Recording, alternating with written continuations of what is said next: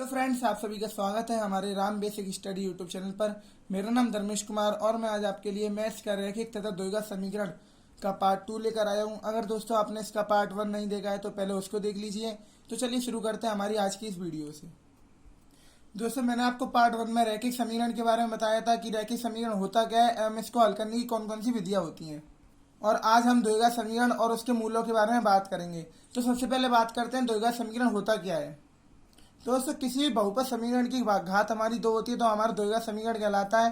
जैसे एग्जांपल के लिए हम आपको बताते हैं 3x² plus 5x plus 6 equal to 0। दोस्तों, ये हमारा समीकरण है, ये हमारा द्विघात समीकरण होगा क्योंकि हमारी इसमें जो हमारे अक्षर पद है उसकी पावर हमारी 2 है।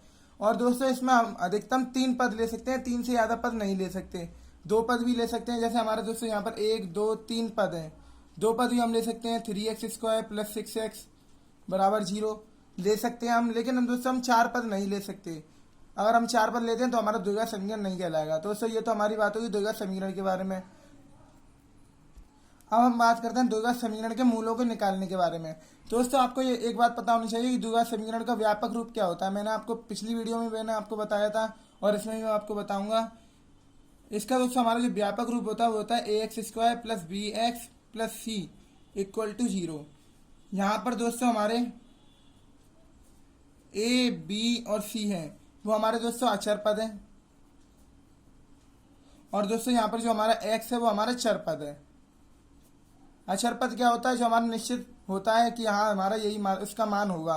और चर पद क्या होता है? दोस्तों हमारे ये अनिश्चित है, इसका हम मान ज्ञात करना पड़ता है हमें कितना होगा इसके अंदर। यहाँ हमारा x बराबर 5 भी हो सकता है, 3 भी, 2 भी, कुछ भी हो सकता है। तो इस प्रकार के अक्षर को दोस्तों हम बोलते हैं चर पद, और जिसका मान हमें निश्चित दिया होता है उसे हम बोलते हैं अचर पद। दोस्तों, हमारे द्विघात समीकरण के मूल निकालने का एक फॉर्मूला होता है -b प्लस माइनस अंडर में b² माइनस 4ac बट्टे 2a। दोस्तों, ये हमारे द्विघात समीकरण के मूल निकालने का फॉर्मूला है, जिसको हम दोस्तों श्रीधराचार्य सूत्र भी बोलते हैं।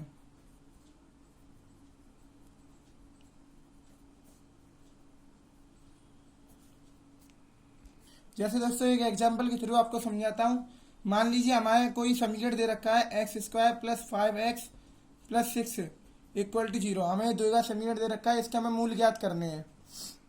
तो दोस्तों सबसे पहले हमें द्विघात समीकरण का जो हमारा व्यापक रूप होता है हमें वो लिखना पड़ेगा। तो दोस्तों मैंने आपको भी बताया था ax² plus bx plus c equal to 0। दोस्तों हमारे द्विघात समीकरण का ये व्यापक रूप होता है। अब हमें जो समीकरण हमें दिया हुआ है क्वेश्चन में, हम उसकी इससे तुलना करते हैं। तो उससे तुलना करने के बाद हमारे जो a की वैल्यू हमारा मान निकल गया है। अगर दोस्तों यहाँ पर हमारा कुछ भी नहीं है तो हम यहाँ पर 1 मानते हैं। तो a का मान हमारा जो निकल गया है वो है 1। एंड b का b की यहाँ पर दोस्तों 5 है, तो b का मान हमारा निकल गया है 5। एंड c की दोस्तों हमारा निकल गया है यहाँ पर 6।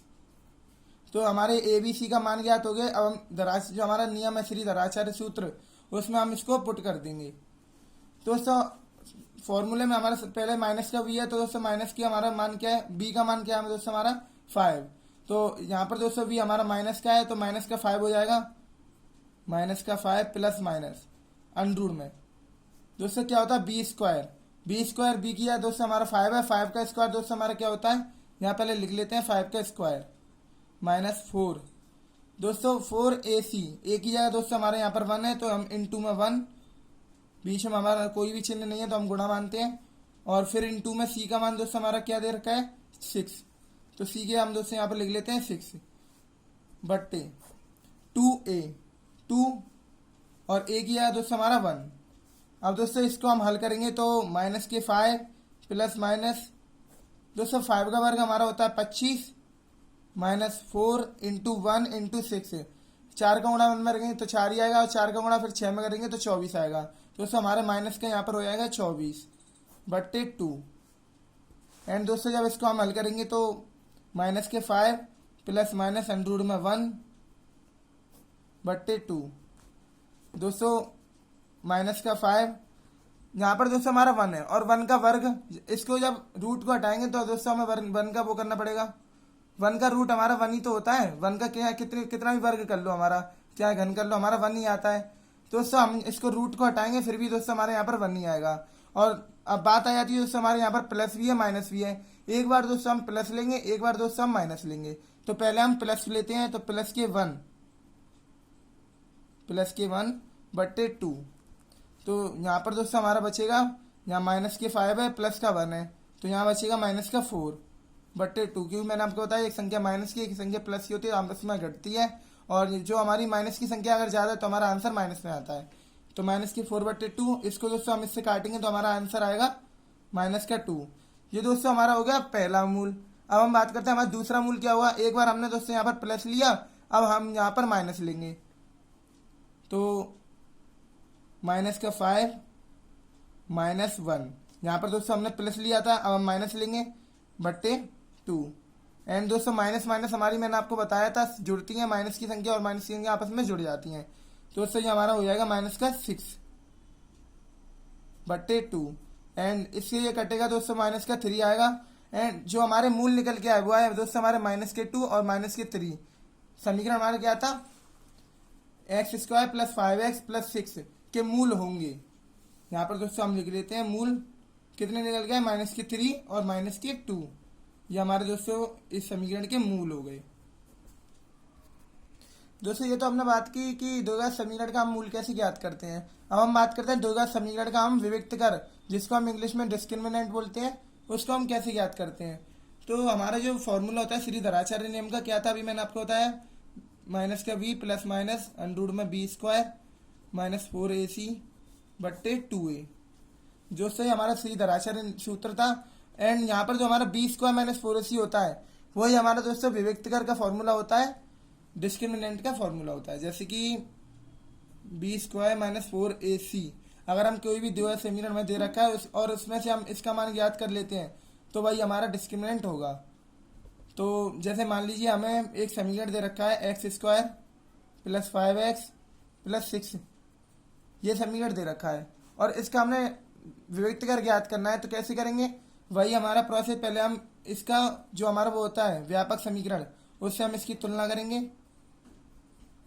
तुलना करने के बाद दोस्तों हमारा a का मान जो निकल गया है 1 आया, क्योंकि यहाँ पर कुछ भी नहीं है।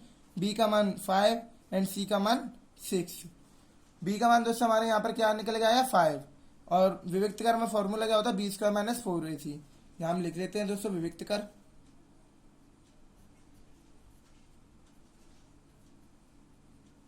विविक्त कर, तो विविक्त कर का दोस्तों हमारा जो फॉर्मूला होता है b² माइनस 4ac, और b किया दोस्तों हमारे यहाँ पर 5 है, हम यहाँ पर 5 रखेंगे तो 5 का स्क्वायर माइनस 4 इंटू a की जाएगा दोस्तों यहाँ पर 1 है, इंटू c की यहाँ पर 6 है। तो 5 का स्क्वायर दोस्तों हमारा होता है 25 माइनस 4 इंटू 6, क्योंकि 1 का गुणा हम 4 में करेंगे तो हमारा 4 ही आएगा। तो 25 माइनस के 6 चौक 24, 25 माइनस के 24। एंड इसका जो फाइनली हमारा जो विविक्त कर निकल के आया है उसका मान आएगा 1। दोस्तों यहाँ पर हमारे द्विघात समीकरण से रिलेशन में 1-2 पॉइंट और हैं, वो आपको जानने के लिए बहुत जरूरी है। तो पहला हमारा जो पॉइंट है, यदि हमें कोई समीकरण दे रखा है, मान लीजिए ax² plus bx plus c equal to 0, यह हमें द्विघात समीकरण दे रखा है, इसके हमें मूलों का योग और मूलों का गुणनफल हमें पूछ लिया जाता है। तो हम शॉर्ट में इसके मूलों का योग मूलों का गुणनफल कैसे याद करेंगे, जैसे मान लीजिए इसके हमारे जो मूल निकल के आए एल्फा या बीटा निकल के आए, हमें पता नहीं है, एल्फा बीटा या कुछ भी हो सकता है, हमारे निकल के आए, हमने मान लिया। तो हमें पूछा मूलों का योग और मूलों का गुणनफल क्या होगा। तो उससे मूलों का योग को, जैसे हमारे मूल है एल्फा प्लस बीटा, इसका दोस्तों योग है एल्फा प्लस बीटा, और इसका जो हम शॉर्ट में ही लिख लेते हैं, इसका एक फॉर्मूला होता है माइनस b/a। जो हमारा b किया हमारा मान दिया होगा उसको हम माइनस में ले लेंगे बट्टे a। यही हमारा दोस्तों मूलों का योग हो गया। और मूलों का गुणनफल क्या होता है, एल्फा इंटू बीटा बराबर c/a।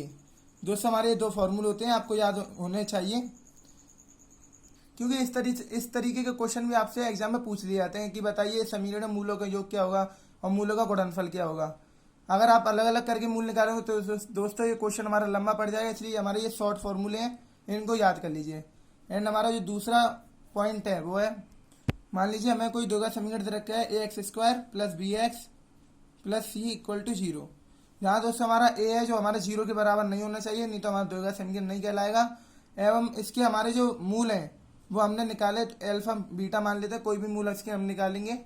तो दोस्तों हमसे पूछ लेगा कि मूलों का समांतर माध्य और मूलों का हरात्मक माध्य क्या होगा। तो इसके फॉर्मूले जो होते हैं, पहला होता है मूलों का समांतर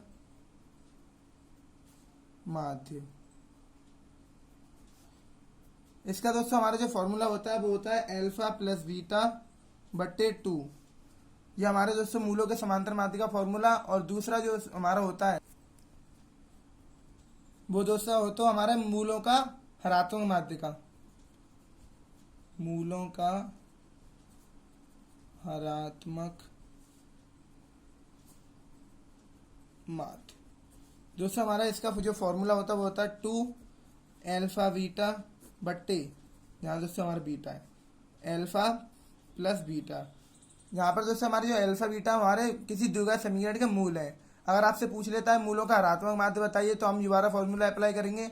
एंड हमसे ये पूछ लेता है मूलों का समांतर माध्य बताइए तो हम जो मैंने आपको अभी बताया था अल्फा प्लस बीटा बट्टे 2 वाला फॉर्मूला अप्लाई करेंगे।